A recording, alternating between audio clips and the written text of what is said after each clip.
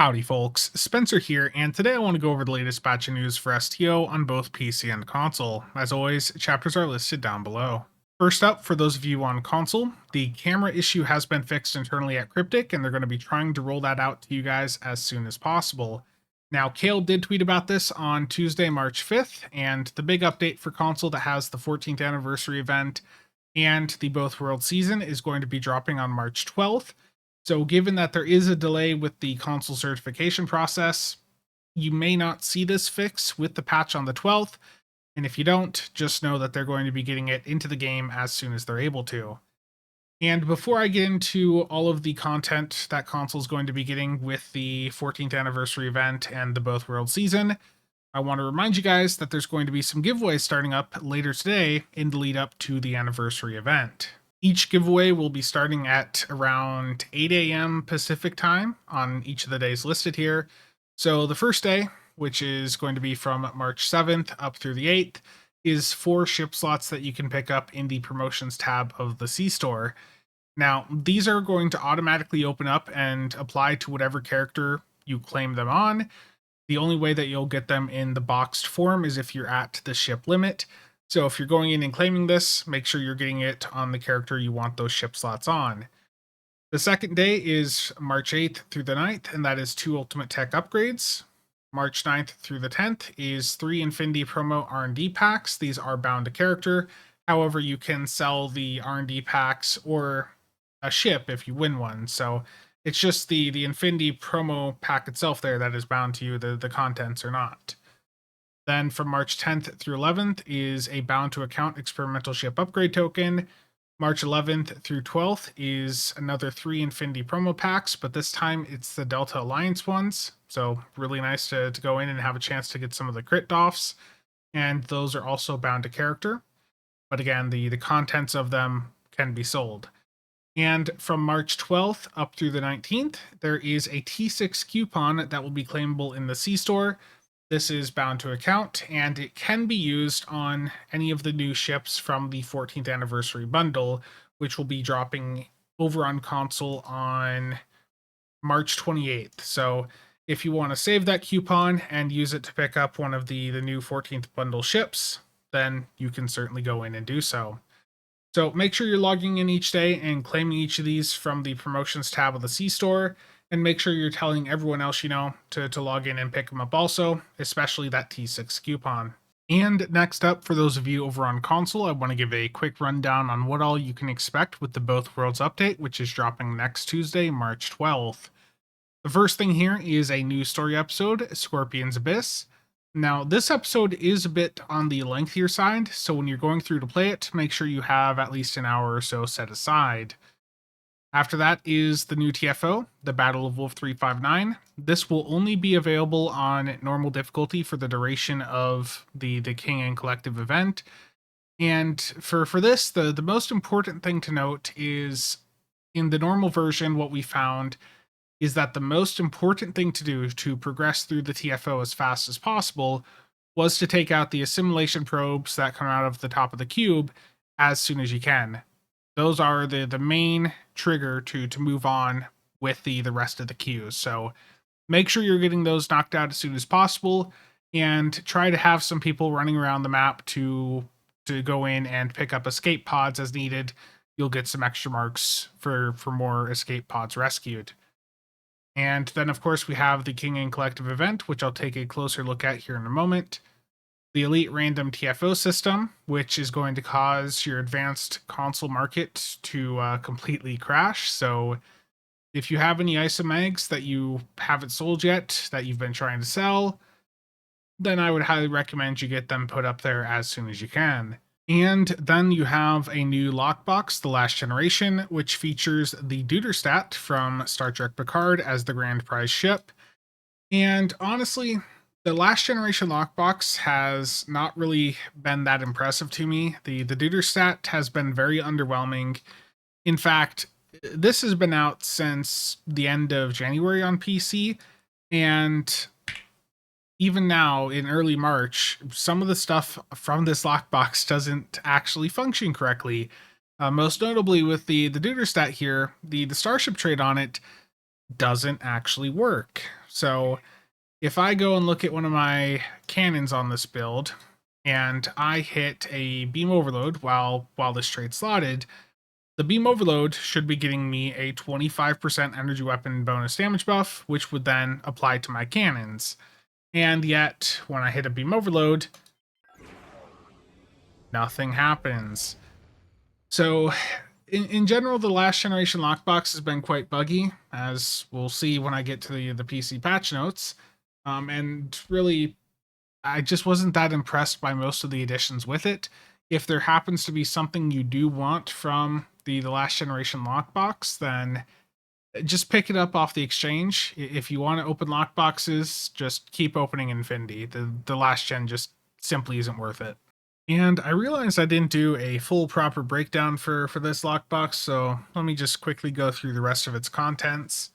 First up is the Universal Console Aetherian Prime Fleet Museum Beacon. This will summon in a hero ship for 60 seconds that will join you in combat, and I can show you that in game here quick. So this is the console. Passives on it for cooldown reduction on all bridge officer abilities, some damage control, and shield regen. And it can summon in a Voyager, Defiant, Entei, Ent-D, Stargazer, Saratoga, and Lexington. But it can only have one up at a time. And if you're able to use Uncon or something else to get this console to activate faster than 60 seconds, it will despawn the previous ship that you had summoned in. So it's a fun little console, especially if you're on a build trying to spawn in a bunch of entities to the map, but it is not going to do that much damage from the parses I've seen. Next up are some kit modules. The transporter filter is a heal, and I just really haven't seen anyone going out and using it. The Vox command module, this got a bit of hype initially, but there is something here on the text that is going to immediately disappoint some of you. It cannot be used on yourself. So let me show you that here. It can target anything alive except yourself. It will give them some physical damage buffs, martial arts abilities, and it will favor melee combat. The numbers are higher if you're on the ground. I'm in space, so the numbers are lower, but it has some interesting use cases I've seen. Some people go in and use it on like a bubble obelisk to have the obelisk start moving around, but it's certainly not meta given that you can't use it on yourself. There's 3 new training manuals: attack, engine, psi ability for space. Unfortunately, these are currently busted on PC, so I can't give you any performance evaluation. These have been out since late January, and they've had a bunch of different issues, so some of the fixes for them are just going live with the patch on PC today, so hopefully you guys do not get them in their broken state. Especially malicious AI, that was very bad for PvP players, and Organic Nebula was causing quite a bit of lag. Next up are the radiolytic phaser weapons. These are just slightly better than your standard phasers when you're looking at them on paper. In practice, the difference between these and a weaker phaser variant like the Agony phasers is really quite small, so while they do technically perform a little bit better because they don't have a 2.5% proc, rather they just do a little bit of extra damage when your foe is below 25% health. While that effect is nice, in practice they just do not perform that much better than the other phaser variants. Some new ground weapons. These ground weapons will all be available on the player exchange, including Worth's Kurleth here. And in addition to all these weapons, opening the weapon pack that drops all these will give you a chance to win a Strike Vandy Shield. There's 2 new traits in the lockbox also. These are listed as Starship traits on the blog, but they are actually personal space traits. But before I take a look at them, the last thing here is that in the Lobby store, you're going to be getting the 2401 uniform.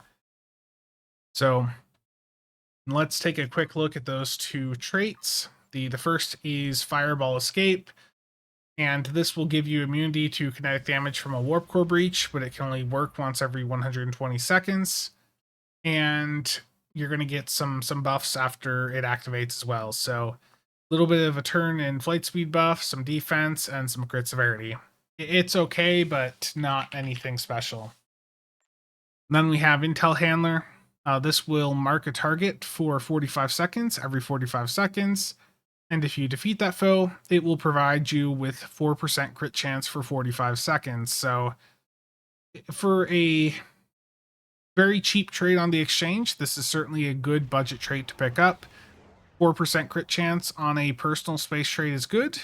And like I said, this is pretty cheap on the exchange. And if you're over on console and you wait a couple weeks, you'll probably see this for well under $1 million.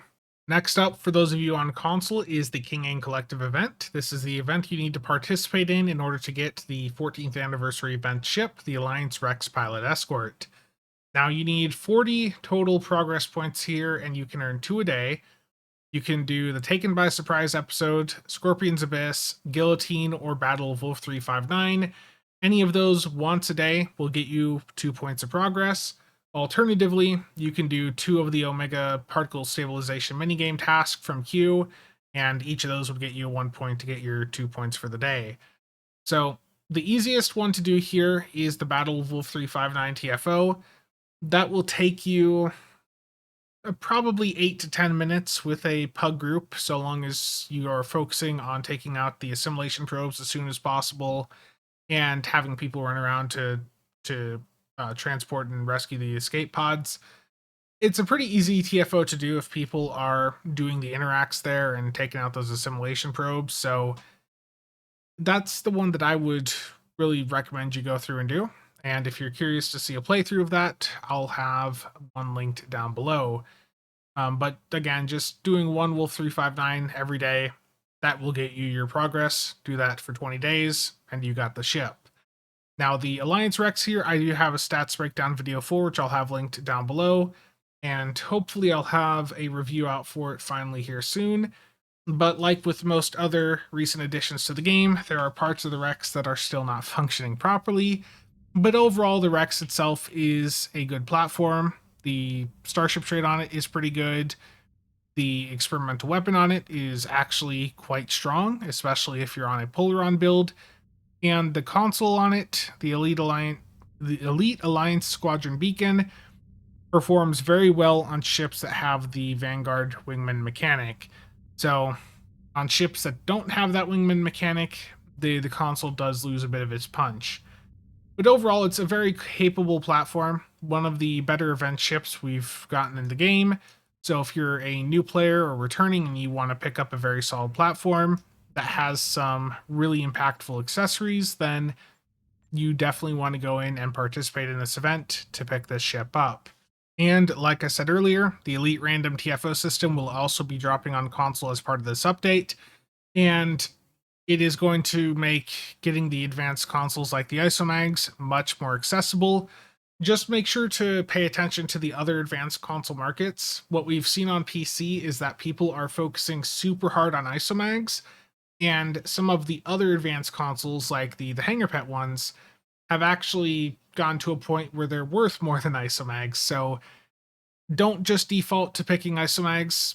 Assess the market before you go in and select the reward from the random elites, because there are going to be other advanced consoles as an option there, and you might be able to make more by choosing those instead of the ISOMAGs. And heading over to the PC side of things, we have a double XP week starting today, March 7th. That will be running up through the 14th. So if you are trying to level up any new characters or grind some spec points out, make sure to take advantage of this. We also have a red alert running in the same time period from the 7th up through the 14th. This is just a 1 week long red alert, so we're getting an ultimate tech upgrade and spec point out of it. And as always, Borg or Tholian red alerts are the quickest ones to do. And I think what we're going to see after this is that the second part of the year-long event campaign will probably start up. So if you're looking to continue earning progress in your event campaign, make sure to pay attention, because the second half of March will probably have that second event. And heading over to the PC patch for today, they resolved an issue with the tailor that caused captains to appear distorted. They resolved issues with Organic Nebula, Malicious AI, and Tractor Beam Catapult to address performance issues. Very good change there. Malicious AI has been reworked to address the issues it has with PvP. It will now strike players' impulse offline instead of holding players. The offline duration will be reduced by the player's control expertise skill. And it is now registered as a debuff, meaning that it can be cleansed by anything that cleanses debuffs. So overall, good changes here. Malicious AI was causing a lot of issues for PvP players, and it is good to see that they've went in and finally addressed those issues. And again, with the other abilities here, like Organic Nebula, that was causing a lot of lag when it was being spammed. So hopefully the servers are better after this patch. And the last thing for the patch today is that they resolved an issue that caused some captains to crash when using the search field in the traits window. So with the patch last week, they put in a search box for your starship traits, and when you started to type in that, it would crash your game, as you just saw right there. So that is being fixed with the patch today, which is nice to see. Overall, this patch is good. It's addressing some critical issues with some recent additions, but the patch notes are notably missing any mention of known issues, and there's quite a few other broken things that they've recently released that it would be nice to at least see some acknowledgement on, so that we know that they're aware of them and that they're going to be looking into them. For example, the Palvo set 3-piece still applies 50% cooldown reduction to everything upon being slotted. The Awani, the Elite Type 7 pets from it only have Beta 1, not Beta 3. The flagship staffing trait from the Awani will apply cooldown reduction to everything on your build when activated. It can take DPRM down from a minute and a half cooldown down to 0. Quite broken there. The fleet power console from the Awani is also currently overriding cannon scatter volley and torp spread while the clicky is active. So there's still some other issues here that are not great, and while they're not as critical as the issues that they have addressed, it would be nice to at least see some acknowledgement of them on the patch notes.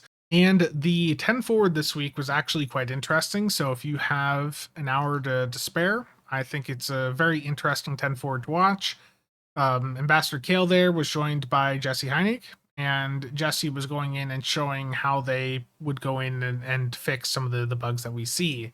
And some of the bugs that he fixed there were addressed with the patch here that's going out on PC today. So it was a really interesting stream. The resolution wasn't that great, but if you watch it over on YouTube at 1080p, you can somewhat read some of the text. But in general, it's just interesting to see the items and power editors that they have there. I